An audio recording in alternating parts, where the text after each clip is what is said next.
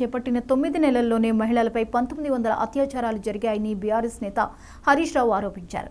గాంధీ ఆసుపత్రిలో చికిత్స పొందుతున్న ఆసిఫాబాద్ ఘటన బాధితురాలిని హరీష్తో పాటు బీఆర్ఎస్ నేతలు తలసాని యాదవ్, సబితా ఇంద్రారెడ్డి పరామర్శించారు. ప్రతిరోజు 2 హత్యలు, 4 అత్యాచారాలు జరుగుతున్నాయన్నారు. సీఎం దగ్గరే హోంశాఖ ఉన్నా ఏం చేయలేకపోతున్నారని ఆయన మండిపడ్డారు.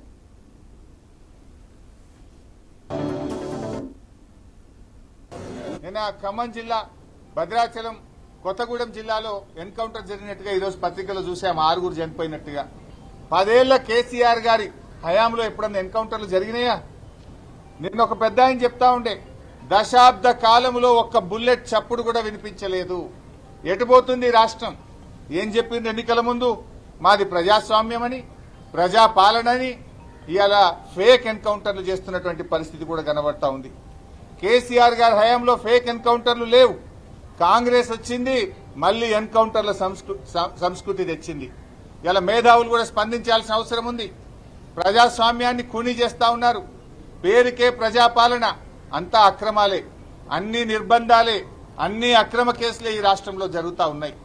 ఈరోజు మరి జైనూర్లో గిరిజన మహిళ పైన జరిగిన హత్యాయత్నం గాని, హత్యాచార యత్నాన్ని ఈ బీఆర్ఎస్ పార్టీ తీవ్రంగా ఖండిస్తా ఉంది. దీని మీద ప్రభుత్వం స్పందించాలని, ఆ కుటుంబానికి 10 లక్షల రూపాయల ఎక్స్గ్రేషియా చెల్లించాలని బీఆర్ఎస్ పార్టీ ఈ ప్రభుత్వాన్ని డిమాండ్ చేస్తుంది. ముఖ్యమంత్రి గారు, మీరు హైదరాబాద్లోనే ఉన్నారు కదా, ఇవాళ మహిళ హైదరాబాద్ లో గాంధీ ఆసుపత్రిలో ఉంది. కనీసం వచ్చి చూడ్డానికి నీకు టైం దొరకడం లేదా? నువ్వు వాడికి పోయి ఇంద్రవెల్లికి పోయి పెద్ద పెద్ద మాటలు చెప్పొచ్చినావు కదా.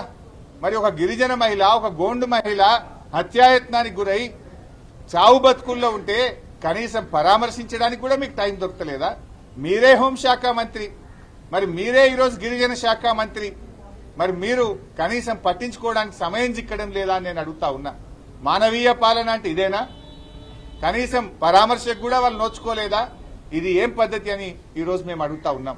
సో ఈ యొక్క సంఘటనలు జరగకుండా ప్రభుత్వం స్పందించాలని, భవిష్యత్తులోనైనా ఇప్పటికైనా పోలీసు వ్యవస్థకు ఫ్రీ హ్యాండ్ ఇచ్చి వాళ్ళ పనులను వాళ్ళని చేసుకొని ఇవ్వాలని చెప్పి కూడా మేము ప్రభుత్వాన్ని డిమాండ్ చేస్తున్నాం.